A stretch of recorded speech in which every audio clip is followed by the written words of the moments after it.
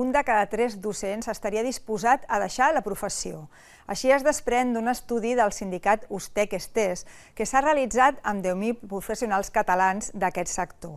La càrrega de feina i la burocràcia del dia a dia són algunes de les causes que provoquen aquesta desafecció.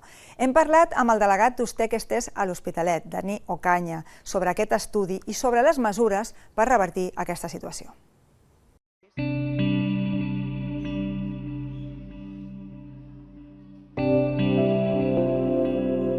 Enviem una enquesta a tots els docents a través del seu correu corporatiu. Penseu que estem parlant de docents, d'uns 90.000 docents a tota Catalunya, i la deixem oberta durant 3 setmanes. I durant aquestes 3 setmanes rebem 10.414 respostes completes de l'enquesta, i si sumem les respostes parcials ens anem a les 14.000 persones. Per tant, tenim una representativitat bastant gran. Ens hagués agradat que això ho hagués fet l'administració i no pas nosaltres, com a Ustec a sindicat, i aquest és la publicació del primer estudi, perquè ens ha sortit tanta informació que al final el que hem decidit és publicar la primera part, en què ens centrem en els factors i condicionants que poden provocar l'abandonament de la professió, que potser el titular més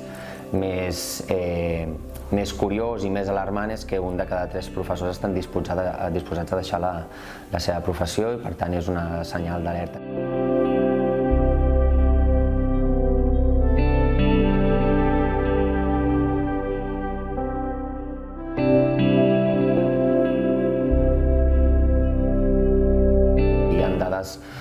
Realment bastant demolidores. Per exemple, pel que fa a sobrecàrrega de feina, una de les coses que es demostra, que ja no ho deia el nostre estudi, ja ho deien els informes del Ministeri de Treball, és que la tasca docent és un dels sectors en què es fan més hores extres no pagades. La mitja és de 44 hores setmanals, quan el que diu el nostre conveni és de 37 hores i mitja. Aquest estudi reconeix que gairebé la majoria dels docents treballen 1 o 2 dies del cap de setmana, per tant no només treballem 5 dies a la setmana, sinó estem entre els 6 i els 7.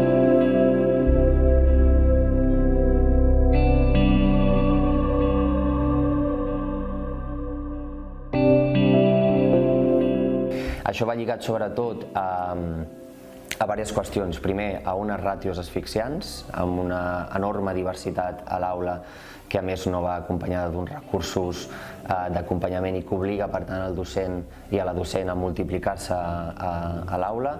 També a unes tasques burocràtiques i tècniques que moltes vegades són inútils i ineficaces, molt lligades a qüestions d'informes, programacions, avaluacions, omplir aplicatius, memòries anuals, que és molt de temps que això requereix, que et treu temps a més de preparació d'activitats i qüestions més didàctiques i pedagògiques, i que per tant temps que puguis volcar a l'alumnat.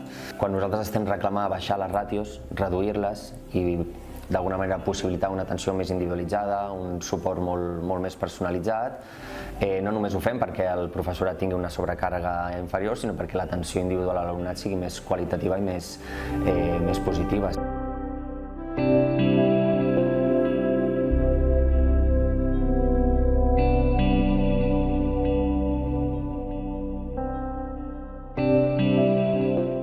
Aquí el que ha d'intervenir és l'administració. La baixada de ràtios és el més important. La qüestió salarial també és molt important, és a dir, és absurd que estiguem a la cua salarial de l'estat espanyol quan som la segona comunitat autònoma més cara. Pensa que hi ha una diferència de gairebé 600 euros entre una de les comunitats que paga millor aquí a Catalunya, quan nosaltres tenim un cost de nivell de vida molt més elevat. Però evidentment que aquest malestar influeix en l'atenció, tot i que al final nosaltres creiem que si realment el sistema no col·lapsa és perquè hi ha un sobreesforç descomunal i titànic per part del professorat i la resta de personal educatiu i famílies per tirar endavant.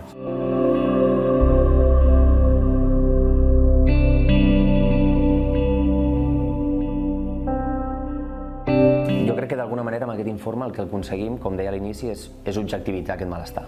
Ja no hi ha excuses, això està passant. No és una invenció d'algú o alguna que trasllada una queixa. Això està objectivitzat amb unes dades molt representatives i unes dades que tenen diferents valors, i que per tant, quan anem a les meses sectorials, a les meses de negociació, interlocució amb el departament, quan demanem millores, ho fem per alguna cosa, no? I ja no només és per millorar l'estat de la nostra tasca docent, sinó també l'atenció a l'alumnat. I aquí hi ha diferents vies, pel que fa, per exemple, a evitar més sobrecàrrega està la qüestió de les ràtios, com es deia, més recursos per la inclusiva i poder-ho fer efectiu, més personal educatiu de suport per d'alguna manera atendre tota aquesta enorme diversitat que hi ha als centres.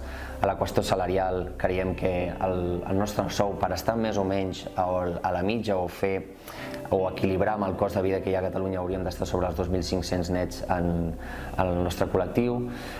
Sobretot també fer efectiu els pagaments quan toca, cosa que tenim molts problemes amb les nòmines, tenim també molts complements salarials que estan duplicats i no es paguen, cúmuls de feina com per exemple el treball de recerca o les proves diagnòstiques o colònies i sortides en què no hi ha tampoc un complement de sou.